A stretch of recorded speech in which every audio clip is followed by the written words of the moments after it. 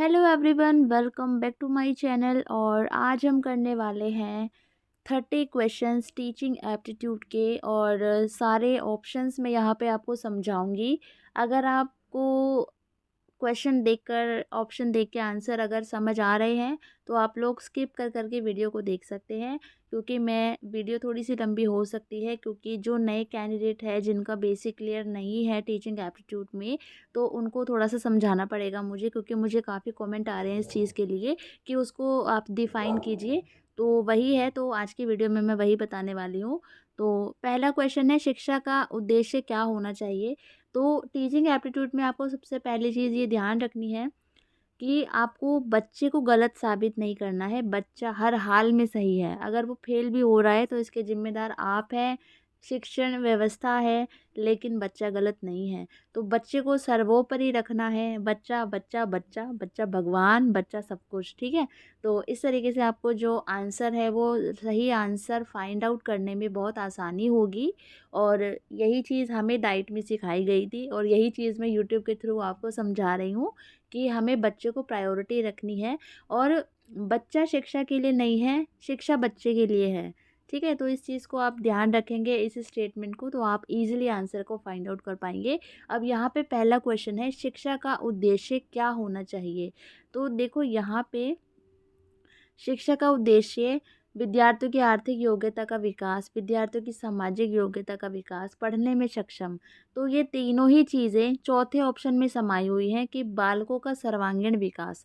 अगर बच्चे का सर्वांगीण विकास होगा, ओवरऑल डेवलपमेंट होगा, तो ऑब्वियस सी बात है ये तीनों चीज़ें उसी के अंदर इंक्लूड हो जाएंगी। तो आपको सबसे सटीक जो ऑप्शन है वो देखना है कि कौन सा ऐसा ऑप्शन है जिसमें, क्योंकि कभी कभी होता है हमें चारों ऑप्शन लगते हैं कि चारों ही हो सकते हैं, लेकिन उन चारों में भी आपको ऐसा ऑप्शन फाइंड आउट करना है जिसमें बाकी के तीन समाये हुए हो, ठीक है। तो इसमें थोड़ी सी प्रैक्टिस लगती है, बट ये चीज़ आ जाती है। तो अब ये तीनों ऑप्शन चौथे में समाये हुए हैं।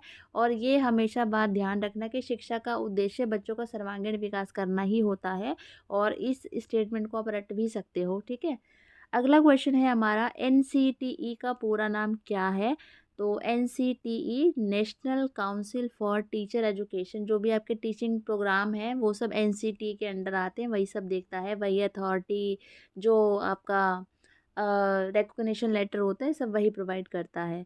अब यहाँ पे क्वेश्चन है, निम्न विकल्पों में से अर्थपूर्ण क्रम ज्ञात करिए। तो आपको क्रम ज्ञात करना है। तो देखो सबसे पहले हमारा जन्म ही होता है, ठीक है। तो ए वाला देख लो, ए सबसे पहले कहाँ है, तो ये दोनों तो कट जाएंगे, ठीक है। अब दोनों ये बचे। अब सारा देखने की ज़रूरत नहीं है, लास्ट में हमारा होता है मृत्यु। अब मृत्यु देख लो कहाँ पर है, सी वाले में है ना मृत्यु, ठीक है। तो इस तरीके से जो हमारा ऑप्शन है सी सही हो जाएगा इसमें। बाकी आप चेक कर सकते हो, जन्म हो गया, ई शिक्षा हो गया, फिर उसके बाद डी हमारा हो गया क्या बोलते हैं शादी हो गया, और बी हमारा हो गया अंतिम संस्कार, ठीक है, और सी हमारा हो गया मृत्यु, ठीक है। अंतिम संस्कार करते हैं। नेक्स्ट क्वेश्चन है हमारा क्वेश्चन नंबर 4, एनईपी 2020 के अध्यक्ष सबको पता ही है कौन थे, डॉक्टर के कस्तूरी रंगन, ये रटना है। और एनईपी 2020 एक बार थोड़ा इंपॉर्टेंट पॉइंट्स है मैं वो करवा भी दूंगी, तो वो आपको ज़रूर देखने हैं, क्योंकि अभी बहुत ट्रेंडिंग में चल रहा है उसका काम, बहुत ज़ोरों शोरों से काम चल रहा है उसका। तो इस वजह से क्वेश्चंस पूछे जाने की पूरी पूरी संभावना है उसके अंदर से। अब हमारा नेक्स्ट क्वेश्चन है, सृजनात्मक उत्तरों के लिए आवश्यक है। अगर आप बच्चे से क्रिएटिव आंसर चाहते हैं तो उसका एक ही तरीका है कि मुक्त उत्तर वाले प्रश्न, बने हुए प्रश्न नहीं होने चाहिए कि ताजमहल कहाँ है आगरा में। अब इसमें एक बच्चा कौन सा क्रिएटिव आंसर देगा, नहीं दे पाएगा ना। क्रिएटिव मतलब कुछ बच्चा खुद से सोच के आंसर कर रहा है, ऐसा नहीं है रटे रटाए आंसर कर रहा है, ठीक है। तो यहाँ पे मुक्त उत्तर वाले प्रश्न होंगे। अब बाकी यहाँ पे ये तो होगा नहीं। और विषय वस्तु आधारित की नहीं, इसी चैप्टर में से बताओ, तो वो चैप्टर के बिहाफ पे बताएगा। प्रत्यक्ष शिक्षण एवं प्रत्यक्ष कक्षा, ये तो होगा नहीं कि आप मतलब सामने पढ़ा रहे हो, सामने कक्षा हो रही है, मतलब ये भी नहीं होगा। मुक्त उत्तर वाले, ठीक है, ओपन एंडेड जो क्वेश्चंस होते हैं हमें वो बच्चे से पूछने चाहिए अगर हमें क्रिएटिव आंसर चाहिए तो। नेक्स्ट क्वेश्चन है, शिक्षा का मूल कार्य क्या है। तो शिक्षा का मूल कार्य पूछा है इन्होंने, तो कक्षा में उत्तर ना देने पर डाँटना, तो अभी मैंने समझाया था वीडियो स्टार्ट करने से पहले, बच्चे को हमें कुछ नहीं करना, डाँटना, पीटना, मारना या कुछ बोलना कुछ भी अलाउ नहीं है और बोलना भी नहीं चाहिए। स्व अध्ययन में सहायता करना, तो शिक्षक का मूल कार्य है स्व अध्ययन में हम बच्चों की सहायता कर सकते हैं। और उसके बाद है अध्ययन के लिए अनुकूल वातावरण तय करना। उपरोक्त सभी, तो देखो उपरोक्त सभी तो होगा नहीं क्योंकि पहला कट गया, अब बचे हमारे 2। अब 2 में हमारा दोनों ही सही है, लेकिन अब इन दोनों में से भी आपको ये देखना है कि दोनों में से कौन सा ऐसा ऑप्शन है जिसमें दूसरा समाया हुआ है, तो इसमें थर्ड वाला ऑप्शन सही हो जाएगा, ठीक है। ये आंसर्स फाइंड आउट करने की मैं आपको बीच बीच में टेक्निक बता रही हूँ, क्योंकि मैं भी इसी तरीके से आंसर्स फाइंड आउट करती हूँ। वैसे मेरी पेडागोजी सेक्शन है जो टीचिंग एप्टीट्यूड सेक्शन मेरा अच्छा है, DSSS में, उसी के कारण मेरा सिलेक्शन हुआ है, क्योंकि वही कहते हैं ना, जो पार्ट अच्छा हो आपका, मतलब जिस सब्जेक्ट पे कमांड हो उसको बढ़िया कर लो, तो बस मैंने उसी पे ध्यान दिया था और उसी की वजह से आज मेरे पास जॉब है। मैंने मतलब एक होता है ना, एक किसी की मैथ्स अच्छी होती है, किसी की रीजनिंग, हिंदी, इंग्लिश, तो मेरी पेडागोजी साइकोलॉजी बहुत अच्छी है, मुझे ऐसा लगता है बहुत अच्छी है। ओके, सो ओके, क्वेश्चन पे आते हैं। क्वेश्चन नंबर 7 है, कक्षा नेतृत्व में ज़रूरी है। तो जो हमारी क्लास टीचर, जो क्लास लीडरशिप होती है, तो वो हमारी होनी चाहिए डेमोक्रेटिक, लोकतांत्रिक होनी चाहिए, ठीक है। ये तो आप रट ही सकते हो क्योंकि इसका आंसर यही होगा। उसके बाद हमारा है अधिगम का शिक्षा में योगदान है। अधिगम का शिक्षा में क्या योगदान है? व्यवहार में परिवर्तन, समायोजन में, और उसके बाद है नवीन अनुभव प्राप्त करने में। तो ये तीनों ही ऑप्शन सही है। बच्चे के बिहेवियर में चेंज आता है, वो एडजस्टमेंट करना सीख जाता है और उसे न्यू एक्सपीरियंस मिलते हैं, तो इन सभी में तो शिक्षा अधिगम का शिक्षा में योगदान है, ठीक है। तो ये सभी आ जाएगा। विद्यार्थी में कौन सा गुण होना सबसे ज़रूरी है? तो बच्चा विनयशीलता होनी चाहिए, मेहनती भी होना चाहिए, आज्ञाकारी भी होना चाहिए, स्वतंत्र रूप से विचार करने भी आने चाहिए। अब यहाँ पे आप सोचोगे कि मैम यहाँ पे चारों ऑप्शन सही हैं, तो कौन सा ऑप्शन टिक करें? तो आप यहाँ पे सिंपल सा टिक कर देंगे, स्वतंत्र रूप से विचार करना उसको आना चाहिए, क्योंकि अगर आप बाकी की चीज़ें देखोगे तो वो कहीं न कहीं तीसरे वाले में इंक्लूड हो रही हैं, ठीक है। तो इसका थर्ड ऑप्शन सही हो जाएगा। कक्षा में शांत वातावरण तभी रह सकता है। कठोर अनुशासन अभी मैंने समझाया था, ये तो बिल्कुल नहीं, कुछ ऐसा आप ये देख लो जहाँ पे नेगेटिव वाइब्स आ रही है ना, उसको तो बिल्कुल टिक मत करना। अध्यापक और छात्रों में परस्पर सहयोग हो, ये तो होना चाहिए। केवल छात्रों का सहयोग, देखो केवल छात्रों का सहयोग होगा तो बिल्कुल उससे नहीं क्लास डिसिप्लिन रह पाएगी। और कहानियाँ सुना दोगे, कितनी कहानियाँ सुनाओगे, कहीं न कहीं तो बच्चा डाइवर्ट होता ही है ना। तो अगर बच्चों और छात्रों और बच्चों के बीच में एक आपसी सहयोग है, एक परस्पर सहयोग की भावना है, तो कक्षा में शांत वातावरण तभी रह सकता है। क्वेश्चन नंबर हमारा 11 है, बालक के सामाजिक विकास में सबसे महत्वपूर्ण क्या है? यहाँ पे सोशल डेवलपमेंट की बात हो रही है, तो जाति भेद, आनुवांशिकता तथा वातावरण। देखो, आनुवांशिकता हमारा जो डेवलपमेंट, हमारा जो बेसिकली फिजिकली डेवलपमेंट होता है, उसके अंदर इसका मतलब जो कहते हैं कंट्रीब्यूशन ज़्यादा होता है। तो आनुवांशिकता तो नहीं होगा, तो आनुवांशिकता की वजह से हमारा ये वाला और ये वाला कट गया। जाति भेद तो पता नहीं कहाँ से आ गया उठ के, इसका तो कोई लॉजिक ही नहीं बनता है। तो बचा हमारा वातावरण। तो बच्चे का जो सोशल डेवलपमेंट होता है उसमें सबसे महत्वपूर्ण हमारा इन्वायरमेंट होता है। अब एक बच्चे को आप रख रहे हैं चोरों के बीच में और एक बच्चे को रख रहे हैं साहूकारों के बीच में, तो अब आप खुद ही सोच लीजिए दोनों बच्चों का सामाजिक विकास कैसा होगा। तो हम उसको जैसे इन्वायरमेंट देंगे, एक वो हरे तोते वाली कहानी सुनी होगी आपने, एक चोर के पास रहता है और एक राजा के पास रहता है ना, तो उसको वेद वगैरह सब याद, दोनों भाई होते हैं जबकि। तो जैसा इन्वायरमेंट हम बच्चों को देते हैं, उसका जो सोशल डेवलपमेंट है वो वैसा ही होता है, तो इन्वायरमेंट इसका सही आंसर हो जाएगा। नेक्स्ट क्वेश्चन है हमारा 12, और मुझे पूरी उम्मीद है कि आपको मैं चीज़ें समझा पा रही हूँ, ठीक से एक्सप्लेन कर पा रही हूँ। और इस चीज़ को आप मुझे कमेंट करके भी बता सकते हैं अगर कहीं करेक्शन की ज़रूरत है या आप कोई अपना फीडबैक देना चाहते हैं कि मैम इसको इस तरीके से, या कुछ भी मतलब कुछ हम चेंज करना चाहते हैं, अगर आपको लगता है तो आप बिल्कुल बता सकते हैं मुझे कमेंट सेक्शन में, ताकि मैं नेक्स्ट वीडियो में उन सब चीज़ों का थोड़ा सा ध्यान रखूँ। बाकी मैं कोशिश कर रही हूँ कि आपको चीज़ें ठीक से क्लियर हो जाए। अब हमारा नेक्स्ट क्वेश्चन है, राष्ट्रीय पाठ्यचर्या की रूपरेखा 2005 के अनुसार, तो प्राइमरी जो हमारा प्राइमरी लेवल होता है, तो उसमें मातृभाषा में एजुकेशन जो है हमें प्रोवाइड करवानी चाहिए, और ये NEP 2020 में भी ये बात बोली गई है। उसके बाद हमारा है क्वेश्चन नंबर 13, पाठ्यक्रम निर्माण का मुख्य बिंदु है। तो देखो आप बच्चों की बुद्धि मापोगे तो खाली ये काम तो आप कर नहीं सकते कि बच्चों की बुद्धि मापने के लिए आपने करिकुलम बनाया है, ठीक है। और हाँ, करिकुलम जो शब्द है, जो वर्ड है, ये क्वेश्चन कई बार पूछा भी जाता है कि कौन से वर्ड से निकला है और इसका मीनिंग क्या है। तो आप लोग मुझे कमेंट सेक्शन में बताएंगे करिकुलम के बारे में, थोड़ा सा आप लोग अगर बता सकते हैं थोड़ा सा कहीं से पढ़ के, और काफ़ी लोगों को पता भी होगा, तो प्लीज़ मुझे कमेंट ज़रूर करना। तो विद्यार्थियों की योग्यता का वांछित स्तर, मतलब वांछित मतलब जो हम चाहते हैं कि बच्चा हाँ इस लेवल पर पहुँचे। उसके बाद है हमारा शैक्षिक उद्देश्य, कि अगर हम जो करिकुलम बनाते हैं तो हम उसमें ये चाहते हैं ना कि हमारे क्या-क्या जो ऑब्जेक्टिव्स होंगे, एजुकेशनल ऑब्जेक्टिव्स, तो इसका ऑप्शन ख और ग हो जाएगा, ठीक है। ये नहीं होगा, आप सिर्फ बुद्धि मापने के लिए बच्चों के लिए करिकुलम नहीं बना रहे हो। नेक्स्ट क्वेश्चन है हमारा क्वेश्चन नंबर 14।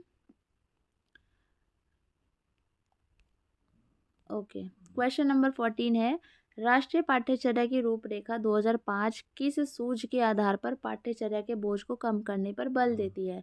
तो शिक्षा बोझ के साथ, शिक्षा बिना बोझ के, शिक्षा पर्यावरण के साथ, या शिक्षा पर्यावरण के बिना। तो इसका आंसर है शिक्षा बिना बोझ के, जो कि यशपाल कमेटी थी जो है ना, प्रोफेसर यशपाल कमेटी की, उन्होंने इसकी रिकमेंडेशन दी थी शिक्षा बिना बोझ के। और उन्होंने एक चीज़ और, मैं अभी आई थिंक 2-3 दिन पहले न्यूज़पेपर में एक आर्टिकल पढ़ रही थी, और जब मैं न्यूज़पेपर पढ़ती हूँ तो मुझे काफ़ी चीज़ें नहीं पता चलती है जो मुझे भी आज तक नहीं पता थी। और मुझे अभी रिसेंटली पता चला कि जो प्रोफेसर यशपाल जी थे, जिन्होंने शिक्षा बिना बोझ के जो रिपोर्ट प्रस्तुत की थी एक तरीके से, तो उन्होंने मतलब जो ट्यूशन्स हम लोग बच्चों के लगवाते हैं, तो उन्होंने ट्यूशन्स को हमारी जो एजुकेशन जो व्यवस्था है, जो हमारा शिक्षण व्यवस्था है, उसके लिए बहुत ही एक खतरनाक चीज़ माना है ट्यूशन को, ठीक है। तो ये अगर ऐसे कोई स्टेटमेंट आती है और अगर ऑप्शन आते हैं किसने कहा था, तो आप यशपाल जी का टिक लगा सकते हैं। एक ऑब्जेक्टिव टाइप बन सकता है क्वेश्चन, मुझे एकदम याद आया तो मैं आपके साथ शेयर कर रही हूँ। ओके, नेक्स्ट है हमारा, कोठारी आयोग किस वर्ष गठित किया गया था? और इसका आंसर मैं आपको नहीं बताऊंगी क्योंकि इसका आंसर आप लोग मुझे कमेंट करेंगे, बहुत इजी है और आप लोगों को आता भी होगा। और इसके अध्यक्ष कौन थे ये भी आप लोग बताएंगे, ठीक है। और राजस्थान के थे, ठीक है, ये आप मुझे बताएंगे। राजस्थान के थे ये मैं आपको बता रही हूँ। तो अब आप वो कौन थे और ये कब गठित हुआ था? 1964, 65, 66, 67, सबको पता होगा। ये मुझे आप कमेंट करके बताएंगे। अगला क्वेश्चन है, आपकी दृष्टि में छात्रों का अधिकतम विकास होगा, कि बच्चों का आप डेवलपमेंट करना चाहते हैं कि ज़्यादा से ज़्यादा बच्चों का डेवलपमेंट हो, तो आपको क्या लगता है? तो देखो शारीरिक परिश्रम द्वारा ज़्यादा से ज़्यादा विकास हो सकता है उसका, सांस्कृतिक गतिविधियों के द्वारा भी हो सकता है, अच्छे साहित्य के द्वारा भी हो सकता है, और मानसिक कार्यों के द्वारा भी हो सकता है। अब यहाँ पे आपको फाइंड आउट करना है कि ऐसा कौन सा ऐसा काम है जिसके द्वारा, जिसमें जो हमारे बाकी के 3 है वो उसमें इंक्लूड है। तो इन्होंने बोला है अधिकतम विकास होगा। तो अधिकतम विकास देखो, यहाँ पे जो साहित्य और संस्कृति वाला पॉइंट है ना, वो तो हमारा फर्स्ट वाले में इंक्लूड हो रहा है, ठीक है। अब बचा शारीरिक परिश्रम द्वारा। तो देखो खाली शारीरिक परिश्रम, अगर बच्चे को आप एक्सरसाइज करवाए जा रहे हो, खिलाए जा रहे हो, एक्सरसाइज करवाए जा रहे हो, खिलाए जा रहे हो बच्चों को, तो उसका मतलब संपूर्ण विकास एक तरीके से नहीं हो सकता है। ज़्यादा से ज़्यादा विकास उसका मानसिक कार्यों द्वारा होगा, ठीक है। जितना वो बच्चा दिमाग से खेलेगा, दिमाग पे जोर देगा, जोर इन द सेंस प्रेशराइज नहीं करना है, क्रिएटिव चीज़ें, ठीक है। तो वो बाकी चीज़ें उसकी अपने आप ही सही होती चली जाएंगी और उसका डेवलपमेंट होगा ज़्यादा से ज़्यादा जितना हम चाहते हैं। तो ए ऑप्शन पे सारे 3 ऑप्शंस हमारे जाते हैं, ऐड हो जाते हैं, तो ए ऑप्शन करेक्ट हो जाएगा। नेक्स्ट हमारा है क्वेश्चन नंबर 17, भय और दंड का प्रभाव बच्चों को अनुशासनहीन बना सकता है, इस कथन से पूर्ण सहमत हैं। क्योंकि अगर हम बच्चे को अ, भय और दंड, मतलब उनको हम डराते हैं और उनको हम बोलते हैं ये नहीं किया तो मुर्गा बना दूंगी, मैं मारूंगी, मैं तुम्हें डंडी से पीटूंगी, तो बच्चा ना ऐसा नहीं है कि अनुशासन में आएगा, वो बच्चा ना अनुशासनहीन बन जाता है, वो डिसिप्लिन में नहीं रहता। उसको पता है कितनी बार पिटेगा टीचर, एक बार पिट लिया, 2 बार पिट लिया, एक बार डांट खा ली, 2 बार डांट खा ली, फिर एक टाइम पे डर भी बंद हो जाता है और वो फिर उसको डरना बंद हो जाता है, फिर वो किसी से भी नहीं डरता, फिर वो सुनता ही नहीं है बिल्कुल भी, ठीक है। तो पूर्णतः सहमत है हम इस मतलब इस स्टेटमेंट से। अगला क्वेश्चन है, फ्रायड ने विकसित किया है, तो फ्रायड ने मनोविश्लेषण का सिद्धांत विकसित किया है, चेतन मन अवचेतन मन। और एक बुक है अवचेतन मन करके, मुझे अभी राइटर याद नहीं आ रहा है, मैंने वो बुक पढ़ी है, तो अगर टाइम मिले तो ज़रूर पढ़ना उसको। और राइटर अगर मुझे याद आएगा तो मैं कमेंट सेक्शन में पिन कर दूँगी। मेरे पास रखी है बुक, अभी है, अभी मेरे पास नहीं है, तो मैं बता दूँगी, काफ़ी अच्छी बुक है। ओके, नेक्स्ट क्वेश्चन है, ओपन बुक परीक्षा का महत्वपूर्ण पहलू यह है, ये काफ़ी कैंडिडेट को कन्फ्यूजन है। और अगर आप एनसीईआरटी की बुक पढ़ते हैं तो एनसीईआरटी की बुक में जो शिक्षक के लिए नोट लिखा होता है, तो उसमें ओपन बुक्स परीक्षा का भी एक पॉइंट है। मैंने भी अभी कुछ टाइम पहले एनसीईआरटी पढ़ रही थी सीटेट के लिए, तो मुझे ऐसा ये पॉइंट मिला, और वैसे मुझे पता है इसका आंसर। तो ये छात्रों को सोचने के लिए मजबूर करता है, ठीक है। तो इससे छात्र गंभीर रहते हैं तो बिल्कुल नहीं होगा। देखो इसमें होता क्या है, ओपन बुक में आपको टाइम दिया, मान लो आपको 2 घंटे का टाइम दिया जा रहा है, और आपको 2 घंटे में 5 क्वेश्चंस करने हैं, और आप बुक खोल सकते हो, ठीक है।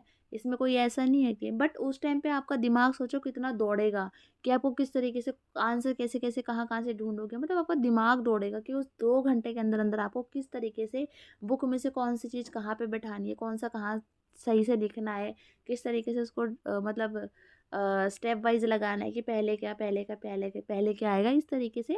तो कहीं ना कहीं आप सोचने के लिए मजबूर होते हो, ठीक है। तो डी ऑप्शन इसका करेक्ट हो जाएगा।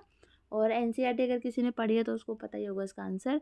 अब है दिवा स्वप्न क्या है, तो इसका गूगल करने पर मुझे क्योंकि इसकी ये जो क्वेश्चन पेपर है जिस यूनिवर्सिटी का, तो आंसर की नहीं दी थी, ये सारे आंसर्स मेरे खुद के बताए हुए हैं, तो इसलिए मैं आपसे पूछ रही हूँ, कहीं मुझसे कोई मिस्टेक हुई हो तो आप लोग मुझे कमेंट कर सकते हैं। तो यहाँ पे एग्जैक्ट जो इसका जो जो डेफिनेशन है गूगल पे अलग है, बट अकॉर्डिंग टू ऑप्शन देखेंगे तो निर्थक कल्पनाएं करना इसका आंसर हो जाएगा, दिवा स्वप्न का मतलब। उसके बाद अच्छा हाँ, दिवा स्वप्न एक बुक है, वो किसने लिखी है वो आप मुझे बताएंगे। चलो मैं ही बता देती हूँ, गिजूबाई बदेका ने लिखी है, क्योंकि ये क्वेश्चन पूछा जाता है कि दिवा स्वप्न पुस्तक किसके द्वारा लिखी गई थी, तो गिजूबाई बदेका। विद्यालय से छात्रों के भागने के क्या कारण है, अगर बच्चा स्कूल से भाग रहा है तो वो क्या कारण है। रुचिकर कक्षा शिक्षण ना होना, मतलब इंटरेस्टिंग टीचिंग नहीं है आपकी, इसलिए बच्चा भाग रहा है, ठीक है। तो ए ऑप्शन सही हो जाएगा। बाकी देखते हैं, छात्रों की शिक्षा में भाई बच्चों को गलत नहीं ठहराना, मैंने अभी भी बताया था आपको, छात्रों को दंड ना देना, बच्चों को पनिश नहीं करते हो तो बच्चा भाग जाता है, बिल्कुल इलॉजिकल चीज़ है। अध्यापकों की समस्या के प्रति उदासीनता, मतलब हम उदासीन होते हैं, भाग रहा है तो भागने दो, तो ये भी नहीं सही बैठ रहा है। तो एक तरीके से हमारी ही गलती है भाई, हम ढंग से नहीं पढ़ाते हैं, ठीक है। तो ये चीज़ एक्सेप्ट कर लो आप, चाहे आप पढ़ा भी रहे हो तो भी आपको एक्सेप्ट करना पड़ेगा कि हाँ आप गलत हो, ठीक है। बच्चा गलत नहीं होगा, ये चीज़ आप गांठ बांध लेना, आगे कॉम्पिटिटिव एग्ज़ाम की भी तैयारी करनी है आप लोगों को, तो इस चीज़ को आप लोग बिल्कुल ध्यान रखना। तो इसका ए ऑप्शन हमारा करेक्ट हो जाएगा। अब हम आते हैं क्वेश्चन नंबर 22 पे। वंचित समूह के विद्यार्थियों को सामान्य विद्यार्थियों के साथ साथ पढ़ना चाहिए, इसका मतलब है समावेशी शिक्षा, ठीक है, इंक्लूसिव एजुकेशन। और जल्द ही मैं एक वीडियो लाऊंगी, इन चारों में मैं आपको डिफरेंस बताऊंगी क्या होता है। और एकीकृत शिक्षा का तो डिफरेंस मुझे अभी, जब मैं बीएड सेकेंड ईयर के एग्ज़ाम दे रही थी अपने, तब मुझे पता चला, मुझे भी नहीं पता था। स्पेशल एजुकेशन और इंक्लूसिव एजुकेशन मुझे पता था, इन दोनों का मीनिंग मुझे बाद में पता चला है। तो इन चारों में क्या डिफरेंस होता है मैं जल्दी एक वीडियो लाऊंगी, क्योंकि आपको एज अ टीचर आपको पता होनी चाहिए ये सब चीज़ें। और इसके अलावा हाँ, इंक्लूसिव एजुकेशन इसका करेक्ट आंसर है। और इंक्लूसिव एजुकेशन में बहुत लोगों को कन्फ्यूजन होती है कि नॉर्मल बच्चों के साथ स्पेशल बच्चे होते हैं ना, जो दिव्यांग बच्चे होते हैं वो पढ़ते हैं, उसको इंक्लूसिव एजुकेशन कहते हैं। ये बहुत गलत आपके मन में बना हुआ है। इंक्लूसिव एजुकेशन का जो समावेशी शिक्षा का मतलब होता है, उसमें आपका हर तरीके का बच्चा आता है, गरीब अमीर, और वो चाहे दिव्यांग हो चाहे दिव्यांग ना हो, चाहे वो उसको कोई और प्रॉब्लम हो, लाइक ऑटिज़म है या मेंटली रिटार्टेड है, ठीक है, या बहुत ज़्यादा मतलब अति extra brilliant ordinary extra ordinary बच्चा है, तो हर तरीके का बच्चा उसके अंदर आता है। तो मतलब जब मिक्स एग्जाम कहते हैं ना, वो मिक्स सब्जी सांभर टाइप कुछ ऐसे, तो उसको हम समावेशी शिक्षा बोलते हैं। सांभर से याद कर लो, समावेशी शिक्षा, कि उसमें हर तरीके का बच्चा आता है। ऐसा नहीं है कि स्पेशल बच्चे ही आ रहे हैं, हर तरीके का बच्चा, ठीक है। उसमें इंटेलिजेंट बच्चे, ये सब सारे इंक्लूड होते हैं। अब हम बात करते हैं क्वेश्चन नंबर 23 की। समावेशन का अर्थ है, अभी मैंने समझाया था, ज़रूरतमंद बच्चों की शिक्षा सामान्य बच्चों के साथ करनी चाहिए, तो ठीक है यही हो जाएगा। और अलग तो होनी नहीं चाहिए समावेशी का, फिर समावेशन कैसे हो जाएगा, तो बाकी के ऑप्शन कट हो गए। उसके बाद हमारा है बच्चों का मूल्यांकन होना चाहिए, इसको रट लो भाई, सतत एवं व्यापक मूल्यांकन, और आपको पता ही होगा कॉन्टिन्यूस एंड कॉम्प्रिहेंसिव इवैल्यूएशन। उसके बाद हमारा क्वेश्चन नंबर 25 है लड़के और लड़कियों में पाए जाने वाला भेद, सबको पता ही है लैंगिक भेद है। उसके बाद हमारा क्वेश्चन नंबर है 26 प्रभावी शिक्षक होने की बहुत कम संभावना किसकी है। आप एक इफेक्टिव टीचर हैं, मतलब नहीं है, होने की बहुत कम संभावना है। अगर आप प्रभावी शिक्षक नहीं है तो इसकी कम संभावना है, ठीक है, होने की कम संभावना है। जो नैतिक मूल्य की शिक्षा देता है वह जिसे पढ़ाने में रुचि ना हो, ठीक है, तो बिल्कुल अगर आपकी पढ़ाने में रुचि नहीं है तो आप कैसे इफेक्टिव टीचर हो जाएंगे, है ना। वह जो हर समय अपनी विद्वता, अबे अरे अपने मतलब मेरे को तो ये आता है, मैं तो ये कर लेती हूँ, मैं तो वो कर लेती हूँ, मुझे ये आता है, तो हमेशा ही अपने गुणगान करना तो आपको कहीं से भी इफेक्टिव टीचर नहीं बनाता। अब बच्चे ऐसा नहीं आपसे इम्प्रेस हो जाएंगे, बच्चे सोचेंगे पता नहीं मतलब क्या क्या बताते रहते हैं अपने बारे में, जैसे यही है, ठीक है। तो ये दोनों ही ऑप्शन गलत हो गए, ख और ग तो होगा नहीं, तो हमारा क्या बचा ए, जो नैतिक मूल्य की शिक्षा देता है। और नैतिक मूल्य की शिक्षा खैर दी नहीं जाती, वो व्यवहार के द्वारा बच्चों तक ट्रांसफ़र की जाती है, बट ऑप्शन में दिया है तो हमें यही मानना पड़ेगा। और बाकी नैतिक मूल्यों की शिक्षा कभी भी दी नहीं जाती, वो हमारे बिहेवियर के थ्रू बच्चों तक पहुंचाई जाती है, ठीक है। क्वेश्चन नंबर 27 है आप कक्षा में पढ़ा रही है, उस समय अभिभावक द्वारा बुलाए जाने पर अगर कोई पेरेंट्स एकदम आ जाता है और आपको बुलाता है और आप पढ़ा रहे हैं क्लास में, तो आप मना कर देंगे, तो भाई मना तो बिल्कुल भी नहीं करोगे, नहीं तो वो जाके तुम्हारी कंप्लेंट कर देगा प्रिंसिपल ऑफिस में, ठीक है। और उसके पास तुरंत चल दोगे, ये भी नहीं करोगे कि भाई तुमने बुलाया और हम चले आए, ठीक है, तो ये भी नहीं होगा। और उपरोक्त सभी तो बिल्कुल नहीं होगा। तो आंसर की मैंने बताया नहीं आई है, तो मुझे इसका आंसर यही लगा कि एक स्लिप पर परिस्थिति लिखकर भेज देंगे, ठीक है, या वर्बली जैसे बोल सकते हैं हम लोग कि अभी पढ़ा रहे हैं जो कुछ भी है, क्योंकि मना करना भी ठीक नहीं है और तुरंत चले जाना भी ठीक नहीं है।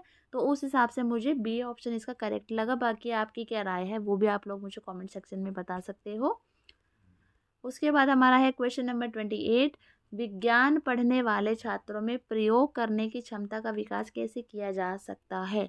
जो बच्चे विज्ञान पढ़ते हैं उनमें प्रयोग करने की क्षमता, तो प्रयोग के लाभ बताकर, कक्षा में उन्हें प्रयोग दिखाकर, प्रयोग को कॉपी में लिखवाकर, उपयोग सभी।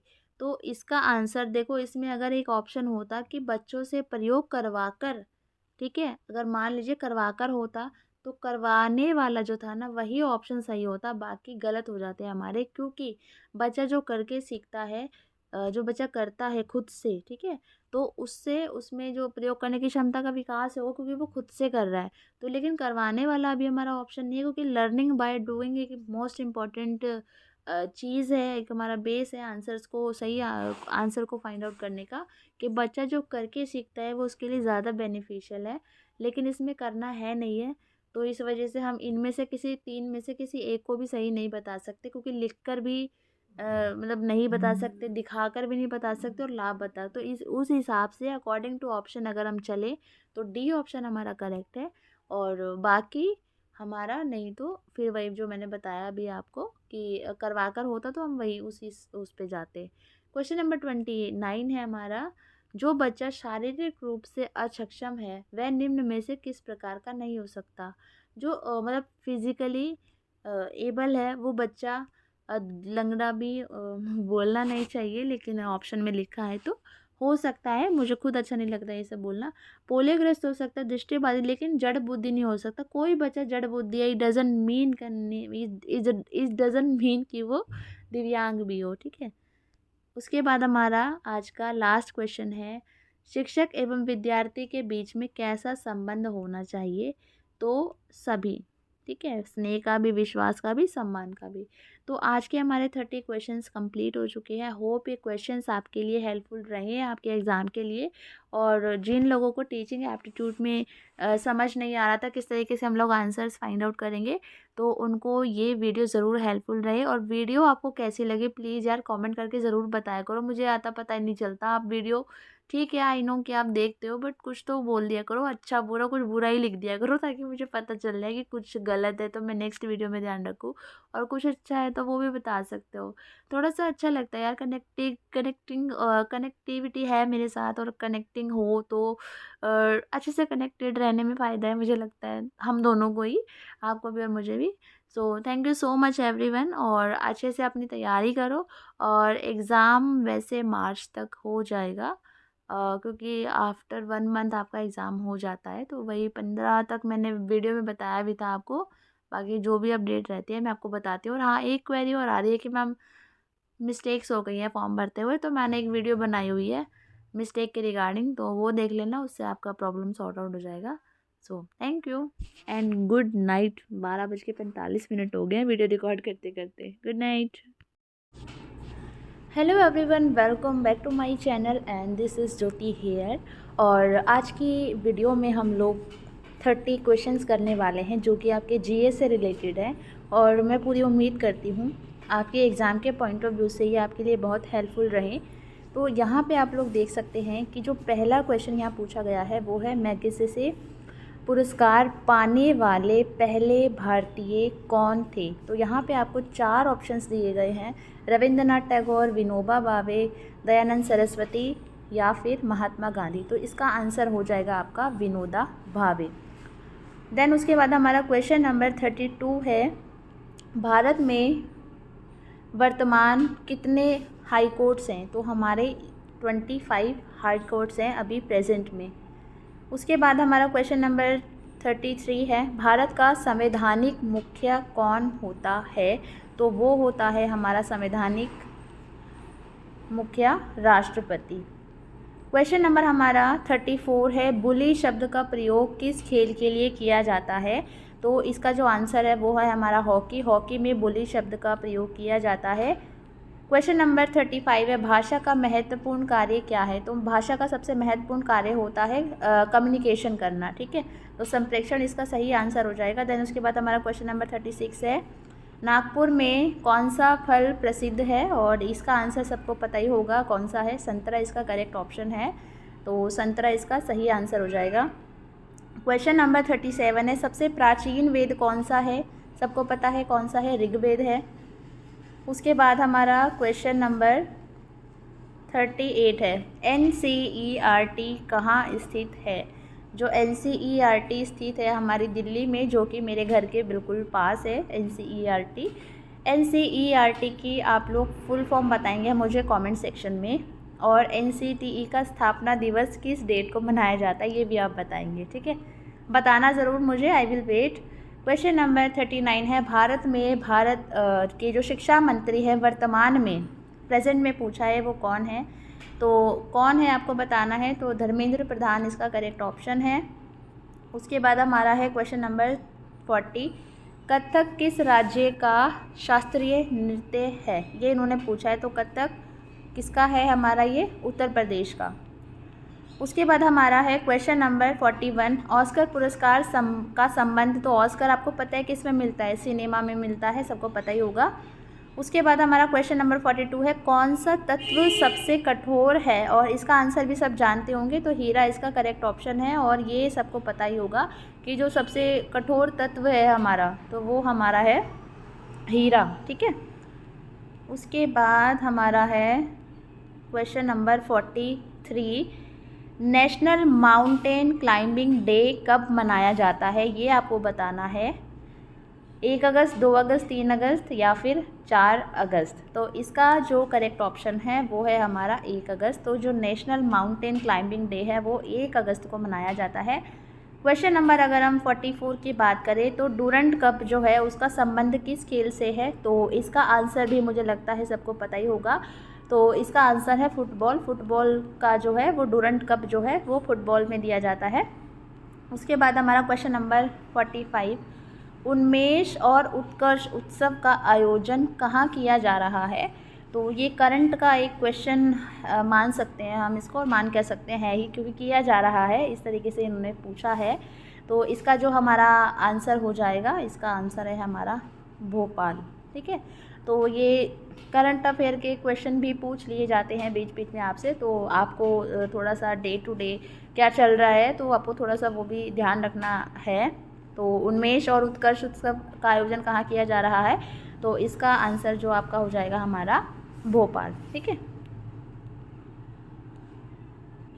अब हम अपने नेक्स्ट क्वेश्चन की ओर चलते हैं। हमारा नेक्स्ट क्वेश्चन है, कक्षा में विद्यार्थियों की रुचि बनाए रखने के लिए एक शिक्षक को उचित है। तो ये हमारा टीचिंग एप्टीट्यूड से रिलेटेड क्वेश्चन हो गया। तो इसका जो आंसर हो जाएगा वो हो जाएगा प्रश्न पूछना। ठीक है, तो ये थोड़ा सा मैं आपको यहाँ पे डिफाइन कर देती हूँ। प्रश्न पूछना कि कक्षा में विद्यार्थियों की रुचि बनाए रखने के लिए एक शिक्षक को क्या उचित है। तो देखो, वाद विवाद करवाओगे, जब डिबेट करवाते हो क्लास में तो बच्चा रुचि लेगा, कुछ बच्चे लेंगे कुछ बच्चे नहीं लेंगे। लेकिन श्याम पट का प्रयोग कर रहे हो तो वो तो आपको भी पता है, श्याम पट का उपयोग करते हो तो कितने बच्चे रुचि लेते हैं। कहानी कहना is also good option, but ये रट लो आंसर। अगर ऑप्शन में आपका प्रश्न पूछना है तो प्रश्न पूछना सबसे सही उत्तर माना जाता है। क्लास को इंटरेक्टिव बनाए रखने के लिए, बच्चों की रुचि बनाए रखने के लिए, क्योंकि अगर आप क्लास में क्वेश्चन आंसर पूछ रहे हैं तो सिर्फ एक बच्चा अवेयर नहीं होता है, पूरे 40 के 40 बच्चे अवेयर होते हैं और उनका इंटरेस्ट होता है कि कहीं मैम हमसे ना पूछ ले, तो कहीं ना कहीं वो भी इंटरेस्ट लेते हैं। तो प्रश्न पूछना इसका सही आंसर हो जाएगा। उसके बाद हम लोग चलते हैं क्वेश्चन नंबर 47 पे। भारत के पहले कानून मंत्री कौन थे, ये आपसे क्वेश्चन पूछा गया है। तो डॉक्टर भीमराव अंबेडकर भारत के पहले कानून मंत्री थे। क्वेश्चन नंबर 48 है, दुनिया में सबसे बड़ा पक्षी कौन सा है, और इसका उत्तर सबको पता है, शुतुरमुर्ग, जो कि मैंने पहली बार देहरादून के ज़ू में देखे थे। उसके बाद हमारा क्वेश्चन नंबर 49 है, गांव की बेटी योजना का लाभ मिलता है। तो आपको ये बताना है, योजनाएं भी बहुत लॉन्च की हुई है गवर्नमेंट ने इस टाइम पे, तो क्वेश्चन पूछ ही लिया जाता है कि गांव की बेटी योजना का लाभ मिलता है तो किन्हें मिलता है। तो वो गांव की बेटी पर समझ आ ही रहा है, तो ग्रामीण लड़कियों को इसका आंसर हो जाएगा। उसके बाद हमारा क्वेश्चन नंबर 50 है, हाउ प्राइम मिनिस्टर डिसाइड पुस्तक किसने लिखी है। सुदीप नागरकर, ईरा त्रिवेदी, चेतन भगत या फिर नीरजा चौधरी। तो आपको ये बताना है कि हाउ प्राइम मिनिस्टर डिसाइड पुस्तक किसने लिखी है। तो इसका जो हमारा सही ऑप्शन हो जाएगा वो है नीरजा चौधरी, और अभी रिसेंट में ये न्यूज़ में भी रहा है काफ़ी। क्वेश्चन नंबर 51 है हमारा, भारत में बाल मृत्यु दर अधिक होने का क्या कारण है, कि जो बच्चों की मृत्यु हो जाती है तो उसका अधिक कारण क्या है। तो उपरोक्त सभी, कुपोषण भी है, चिकित्सा का अभाव भी है और अशिक्षा भी है, तो ये सबको पता ही है।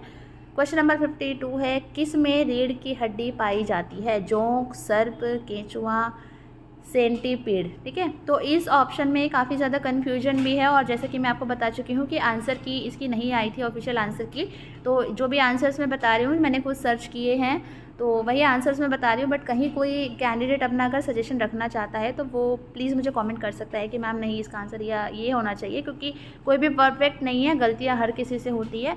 बट जो मैंने इसका आंसर था, जो बता देती हूँ इसका क्या आंसर था, कि जो किस में रीढ़ की हड्डी पाई जाती है ये आपको बताना है, जोंक, सर्प, केंचुआ या फिर सेंटीपीड। ठीक है, तो इसका जो करेक्ट ऑप्शन हो जाएगा आप भी बताना कमेंट में कि क्या हो सकता है। बाकी मेरे हिसाब से इसका जो करेक्ट ऑप्शन है वो है सर्प। उसके बाद हमारा क्वेश्चन नंबर है 53, सत्यशोधक समाज की स्थापना कब हुई थी, ये आपको बताना है, और किसने की थी ये आप लोग मुझे कमेंट में बताएंगे। और कुछ कैंडिडेट देते हैं आंसर कमेंट में तो अच्छा लगता है थोड़ा सा, तो प्लीज़ आप लोग कमेंट ज़रूर करना। बाकी 1873 में इसकी स्थापना हुई थी और आप लोग मुझे बताओगे किसने की थी। क्वेश्चन नंबर 54 है, कंप्यूटर में IC का अर्थ क्या होता है।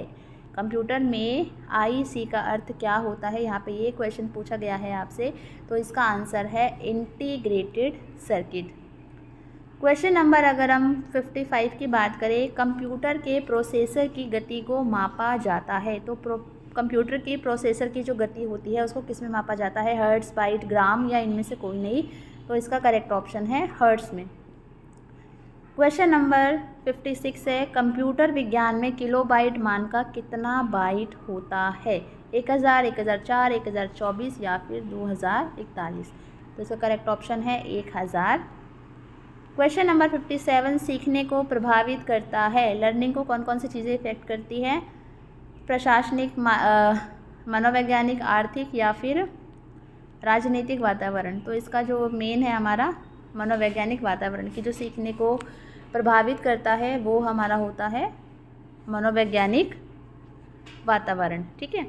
और यहाँ एक चीज़ मैं और क्लियर कर दूँ आपको कि जो क्वेश्चन नंबर 56 है इसका आंसर 1024 हो जाएगा। ठीक है, वो गलती से मैंने बता दिया 1024। उसके बाद हमारा क्वेश्चन नंबर है कोरोना वायरस के मुख्य लक्षण क्या है? बुखार, खांसी, सांस लेने में तकलीफ़। तो इसका ऑप्शन हो जाएगा उपरोक्त सभी। उसके बाद हमारा क्वेश्चन नंबर यहाँ पे 59 है, मैथिली भाषा का कवि इनमें से कौन है? ये आपको बताना है। तो इसका जो करेक्ट ऑप्शन हो जाएगा वो है हमारा विद्यापति जी। देन उसके बाद आज का हम लास्ट क्वेश्चन करने वाले हैं। लास्ट क्वेश्चन है हमारा, इनमें से देवनागरी लिपि का प्रयोग किस भाषा के लिए नहीं होता है? तो मराठी में भी होता है, हिंदी में भी, संस्कृत में भी, लेकिन तमिल में नहीं होता है। तो ये आज के हमारे 30 इंपॉर्टेंट क्वेश्चंस थे। और अभी बाकी के ये टोटल 100 क्वेश्चंस आए हुए हैं इस एग्ज़ाम के अंदर। तो बाकी के क्वेश्चंस मैं नेक्स्ट वीडियो में करवाऊंगी। यहाँ तक की वीडियो आपको कैसी लगी प्लीज़ मुझे कॉमेंट सेक्शन में ज़रूर बताना। और इस वीडियो का, जैसे लास्ट वीडियो का मैंने टारगेट रखा था 200+ व्यूज़ आने पर मैं नेक्स्ट वीडियो बनाऊँगी। तो 200 से काफ़ी ज़्यादा अच्छे व्यूज़ आए हैं। तो इस वीडियो का टारगेट भी है कि 200+ व्यूज़ आते हैं तो मैं नेक्स्ट वीडियो ज़रूर बनाऊंगी। सो thank you so much everyone. Video को ज़्यादा से ज़्यादा आपको लाइक करना है, शेयर करना है, और नए हो तो चैनल को सब्सक्राइब करना है। Thank you. Hi everyone, welcome back to my channel. और आज की वीडियो में हम लोग जो बचे हुए हमारे 40 क्वेश्चंस थे लास्ट के, वो हम करने वाले हैं। तो इससे पहले जो मैंने 2 वीडियोस बनाई है उस पर मुझे काफ़ी अच्छा रिस्पांस आ रहा है, दैट्स वाई मैं इसको कंटिन्यू कर रही हूँ इस सीरीज़ को। तो मैं उम्मीद करती हूँ आप लोग इस वीडियो को भी उतना ही प्यार देंगे और सपोर्ट देंगे। और आपके कोई डाउट है तो वो भी मुझे कमेंट करेंगे, और सजेशन है तो वो भी बता सकते हैं। और इसके अलावा वीडियो कैसी लगी वो भी आप लोग बता सकते हैं। तो शुद्ध शब्दों को पहचानिए। तो यहाँ पर आपका शुद्ध शब्द हो जाएगा आध्यात्मिक। और जहाँ कहीं मुझसे गलती हुई हो तो प्लीज़ ज़रूर बताइएगा। क्वेश्चन नंबर 62 है, मुझे थोड़ा सा पानी चाहिए, यह विशेषण कौन सा है? तो यहाँ पे देखो, इनमें से कोई नहीं तो होगा नहीं। गुणवाचक विशेषता नहीं बता, गुण नहीं बता रहा है, कोई संख्या तो बिल्कुल भी नहीं बता रहा है यहाँ पे कि 1 2 3 4 कुछ नहीं बता रहा है। तो परिमाणवाचक है, क्वांटिटी आप इंग्लिश में जिसे जानते हैं। तो थोड़ा सा, एक क्वांटिटी बता रहा है कि थोड़ा सा पानी चाहिए, तो ये हमारा परिमाणवाचक विशेषण हो जाएगा। देन उसके बाद हमारा क्वेश्चन नंबर है 63। तो यहाँ पे आपसे पूछा गया है जातिवाचक संज्ञा कौन सी है? कभी किसी का नाम हो सकता है तो ये व्यक्तिवाचक हो गया, गंगा व्यक्तिवाचक संज्ञा है।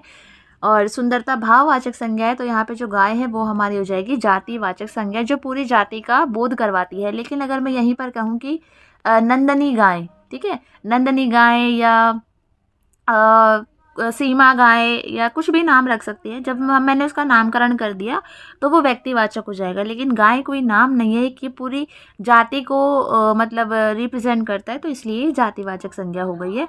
उसके बाद हमारा क्वेश्चन नंबर 64 है, इनमें से कौन सा शब्द सर्वनाम नहीं है?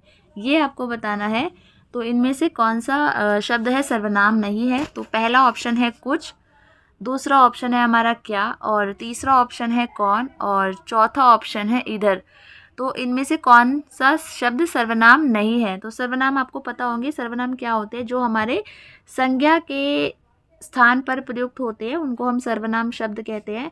तो इनमें जो आपका सर्वनाम शब्द है वो इधर नहीं है। ठीक है, थोड़ा सा एग्जाम्पल लेके समझाती हूँ। इसमें जैसे संज्ञा है, ठीक है, संज्ञा है राधा, ठीक है। तो राधा के बारे में आप जैसे कि बता रहे हैं कि राधा ये है, राधा वो है, तो वह, यह, कुछ, क्या, कौन, ये सारा क्या हो जाते हैं? हमारे सर्वनाम में आ जाते हैं। ठीक है, तो इधर हमारा सर्वनाम नहीं होगा। तो उसके बाद हमारा है क्वेश्चन नंबर 65, मानव शब्द से विशेषण कौन सा बनेगा? तो मानव शब्द से आपका जो विशेषण बनेगा वो बनेगा आपका माननीय। इसका सही आंसर हो जाएगा, मानव शब्द का विशेषण बनेगा माननीय। उसके बाद क्वेश्चन नंबर हमारा 6 है, पीताम्बर में कौन सा समास है। तो पीताम्बर में आपको बताना है कि कौन सा समास है। तो पीताम्बर में आपका है बहुव्रीहि समास। ठीक है, पीला है अंबर जिसका, तो कौन है, किसे कहा जाता है पीताम्बर, ये आप लोग मुझे कमेंट सेक्शन में बताएंगे। तो इसके बाद हमारा है क्वेश्चन नंबर 67, पुनर्जन्म का संधि विच्छेद कीजिए। तो पुनर्जन्म का ये संधि भी पूछी जाती है काफ़ी।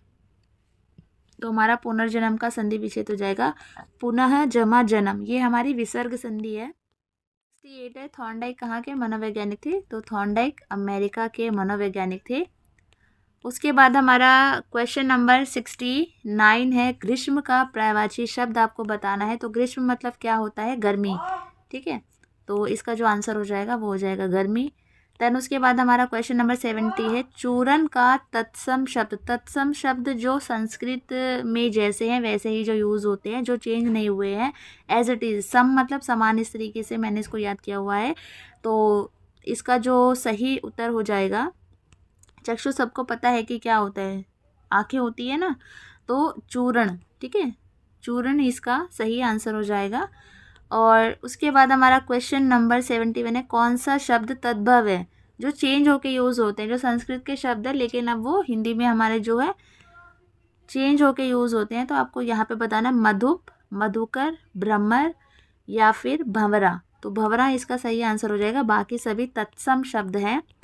क्वेश्चन नंबर 72 है, यथार्थ शब्द का विलोम है। ठीक है, तो यथार्थ शब्द का विलोम है हमारा, क्या हो जाएगा, कल्पना। तो इसका जो ऑप्शन है वो बी सही हो जाएगा। यथार्थ मतलब जो सच है, सत्य है। ठीक है, जो मतलब बिल्कुल रियलिटी है एक तरीके से। ठीक है, उसमें कोई भी कल्पनाएं नहीं है। उसके बाद है, राकेश बहुत मेहनत करने वाला लड़का है, इसमें रेखांकित अंश के लिए एक शब्द बताइए। लेकिन रेखांकित कोई शब्द है नहीं यहाँ पे, तो परीक्षा में इसका आंसर हो जाएगा, आपको वाक्य पढ़ने पे पता चल ही रहा है। अब हमारा क्वेश्चन नंबर है 74, वर्ण का एक कौन सा अनिकार्ती शब्द नहीं है। इन्होंने नहीं पूछा है, तो ये नहीं वाले क्वेश्चंस बड़े ध्यान से करने हैं। तो वर्ण का मतलब रंग भी होता है, अक्षर भी होता है, और वर्ण हमारा शब्द भी नहीं कहेंगे, वर्णन करना हो सकता है कि वर्ण करो।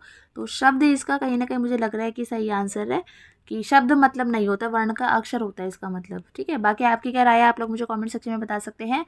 क्वेश्चन नंबर 75 का क्वेश्चन है, 19-20 होना। तो अत्यधिक अंतर होना, एक दूसरे से कुछ अच्छा होना, ये तो होगा नहीं, पक्षपात करना भी नहीं होगा।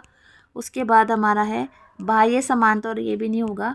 तो 19-20 का मतलब होता है बिल्कुल माइनर सा डिफरेंस होना, हल्का सा, लेकिन ऑप्शन में नहीं है, तो इसलिए हम ऑप्शन ए की तरफ जाएंगे। अत्यधिक अंतर होना, लेकिन 19-20 का फ़र्क होता है, बिल्कुल हल्का सा अंतर होना, लेकिन ऑप्शन में ऐसा नहीं है। तो जो हमें सूटेबल लग रहा है तो हम उसकी ओर जाएंगे। तो option A is correct answer. Then उसके बाद हमारा क्वेश्चन नंबर 76 है, जो गीतावली है, इसके रचनाकार कौन है, ये आपको बताना है। तो इसमें जो हमारे ऑप्शन है वो है, पहला ईश्वर दास, दूसरा है रामानंद, तीसरा है तुलसीदास, और चौथा है इनमें से कोई नहीं। तो आपको इनका आंसर बताना है कि इनमें से कौन सा है जिन्होंने गीतावली लिखी है। तो इसका जो सही ऑप्शन है वो है हमारा तुलसीदास जी। उसके बाद हमारा क्वेश्चन नंबर 77 है, व्याकरण के बिना भाषा लगती है। व्याकरण बिना कैसी लगती है भाषा, अति सुंदर, प्रभावी, कर्णकटु। तो कर्णकटु लगती है, कर्णप्रिय तो लग नहीं सकती अगर व्याकरण नहीं है भाषा में। तो ठीक है, क्वेश्चन नंबर 78 है, भाषा शिक्षण में पाठ्य पुस्तक एक साधन होती है। ठीक है, मंजिल तक पहुंचने का जरिया, उसे साधन बोलते हैं। तो उसके बाद हमारा है एकमात्र, देखो यहाँ पे संसाधन भी बोल सकते हैं, बट एकमात्र बोला है कि यही एक संसाधन है। तो भाषा शिक्षण में पाठ्य पुस्तक एकमात्र, यही एक संसाधन, तो एकमात्र आगे, तो इसलिए हम इसको रॉन्ग ठहरा सकते हैं। तो ए ऑप्शन करेक्ट हो जाएगा। उसके बाद हमारा क्वेश्चन नंबर 79 है, गणित एवं विज्ञान सीखने में प्राय प्रयोग होता है। क्या प्रयोग होता है गणित एवं विज्ञान सीखने में?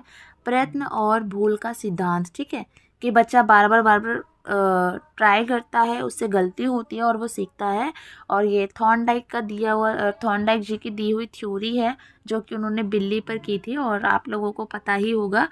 उसके बाद यहाँ पे कुछ क्वेश्चंस मैं आपसे पूछ लेती हूँ। पुनर्बलन का सिद्धांत किसने दिया था, ये आपको बताना है। स्किनर ने दिया था। अंतर्दृष्टि का सिद्धांत किसने दिया था? सोच के थोड़ा सा सोचो सोचो सोचो, किसने दिया था? कोलर ने दिया था। और मनोविश्लेषण का सिद्धांत किसने दिया था? फ्रायड ने, जो कि मेरे फेवरेट वाले साइकोलॉजिस्ट हैं। उसके बाद हमारा है क्वेश्चन नंबर 80, श्रव्य शिक्षण सहायक सामग्री का साधन नहीं है। नहीं पूछा है इन्होंने। श्रव्य शिक्षण जो सुनकर जो सुन के हम जो शिक्षण सहायक सामग्री का यूज़ करते हैं उनमें से कौन सी नहीं है, तो ये आपको बताना है। रेडियो आप लोग सुनते हो, टेलीफोन सुनते हो, ग्रामोफोन सुनते हो, लेकिन भ्रमण तो आप थोड़ी सुनते हो, तो वो सुनने वाला आपका टीएलएम नहीं है, टीचिंग लर्निंग एड आपका नहीं है।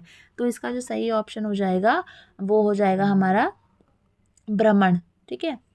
उसके बाद हमारा क्वेश्चन नंबर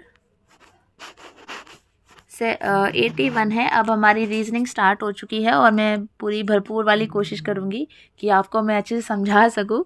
तो यहाँ पे देखो बहुत ही इजी मुझे लगता है कि अब तक मैंने जितने बीएड के एंट्रेंस की जो टेस्ट पेपर सॉल्व कराए हैं अलग अलग यूनिवर्सिटीज़ के, सबसे ईजी, बहुत ज़्यादा ईजी वाला पेपर मुझे यही लगा है। और आप लोग भी साथ साथ वीडियोज़ देख रहे हैं तो आप लोगों को भी पता चल रहा होगा।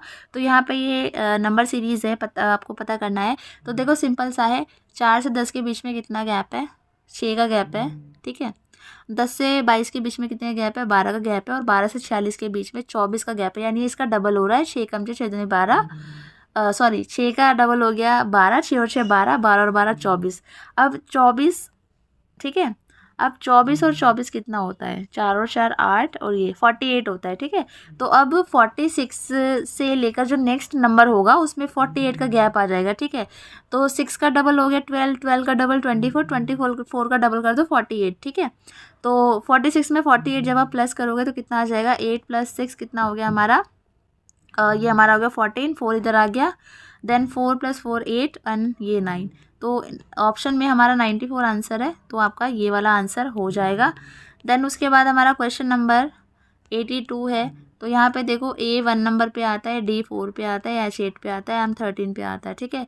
यहाँ पे Z है। अब आपको बताना है कि यहाँ पे नेक्स्ट जो नंबर जो अल्फ़ाबेट होगा वो कौन सा है। तो देखो A के बाद कितना है 4, तो कितने का गैप है 3 का। 4 के बाद क्या है 8, कितने का गैप है 4 का।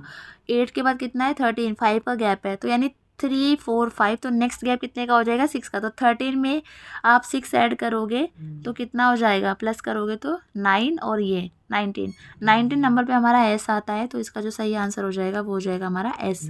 ठीक है। और उसके बाद हमारा क्वेश्चन नंबर 83 है।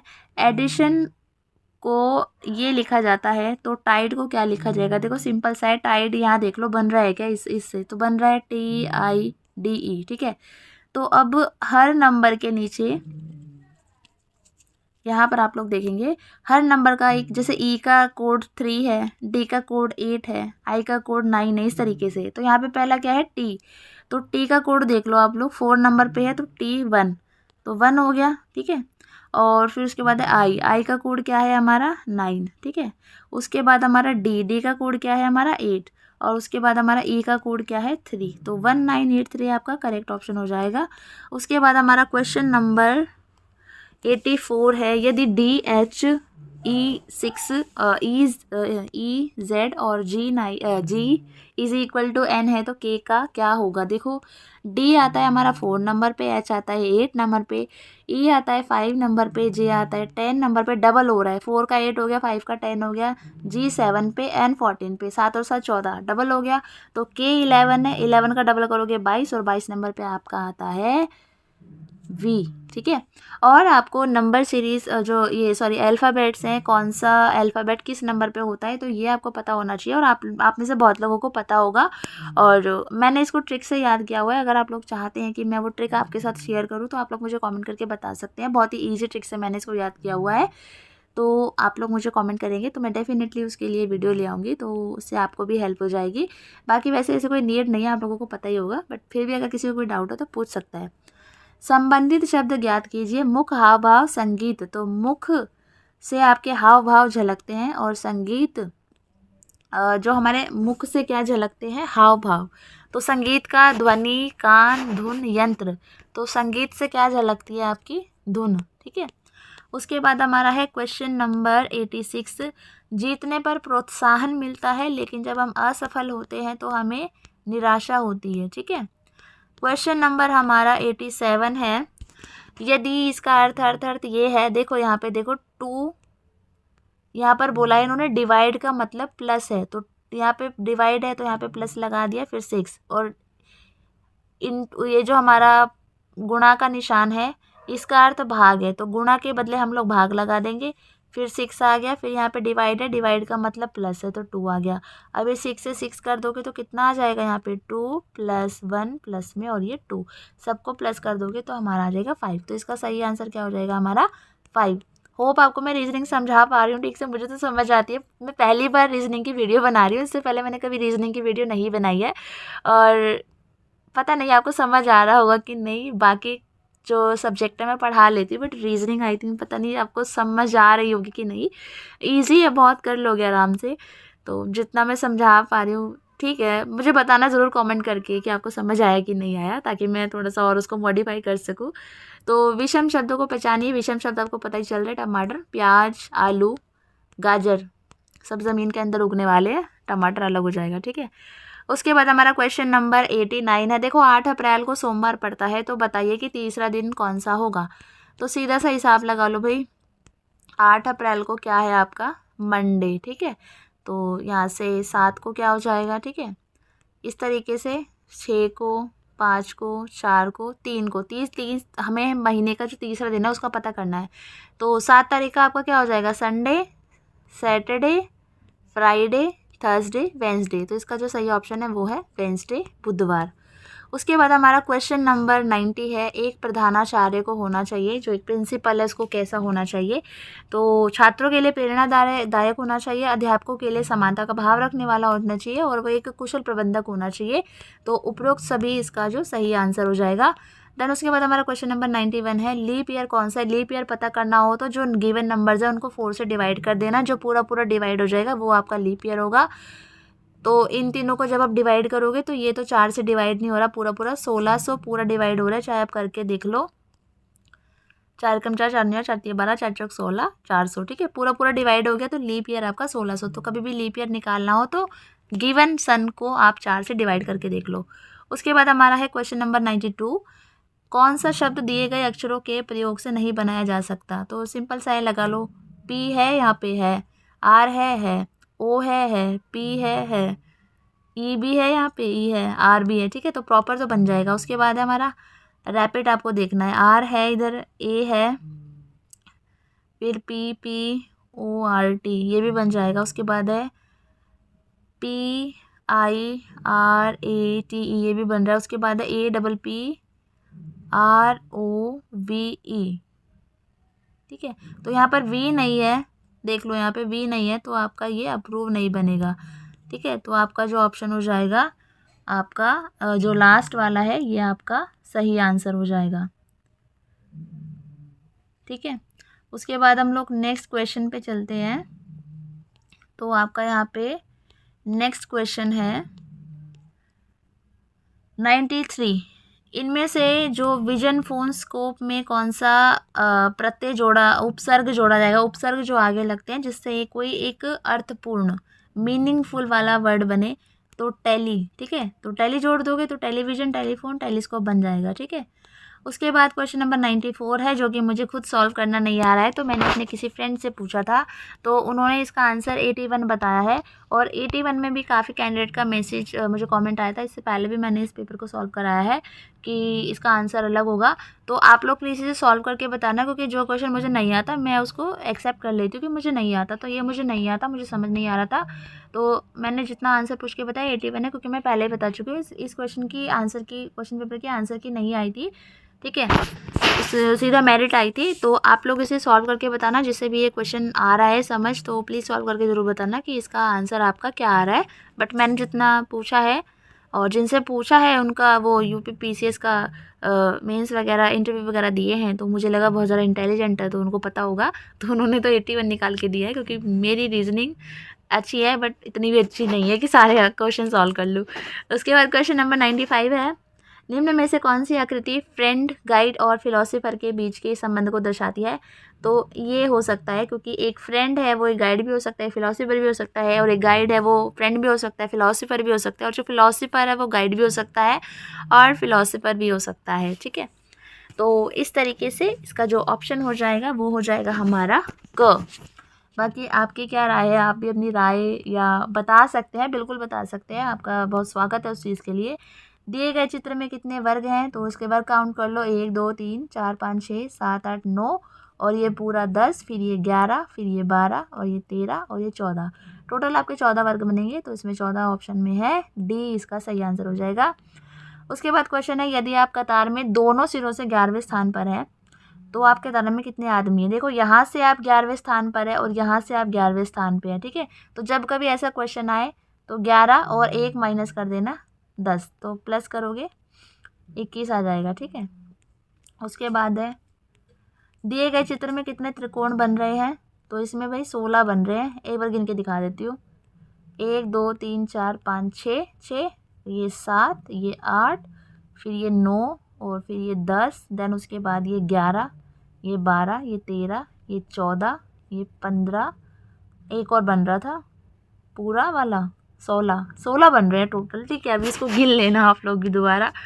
उसके बाद हमारा क्वेश्चन नंबर 99 है, यदि 7 सेब का मूल्य 105 है तो एक सेब का मूल्य 15 रुपये आ रहा है, तो 45 रुपये में आप लोग 3 सेब खरीद सकते हो, ठीक है। तो 3 इसका सही आंसर हो जाएगा। उसके बाद हमारा क्वेश्चन नंबर लास्ट है आज का, और इसमें यह है कि सबसे पहले क्या आएगा, तो सबसे पहले इसमें देख लो, पहले बीज ही आएगा। अब देख लो सी ऑप्शन कहाँ है, तो पहला सी किस में दिया हुआ है, ये कट गए, तो बीज आ गया। बीज के बाद हमारा क्या होता है, बीज के बाद हमारा पत्ती, फूल, पौधा, भोजन क्या आएगा, आपको ये बताना है।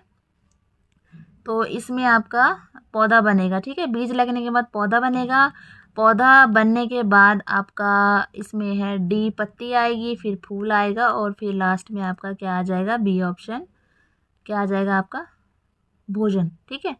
तो ये आज के इम्पॉर्टेंट क्वेश्चंस थे, इम्पॉर्टेंट वीडियोस थी, और होप मैं आपको समझा पाई हूँ। और ये मेरे यूट्यूब चैनल की पहली रीजनिंग की वीडियो है जो मैंने आपको समझाने की कोशिश की है।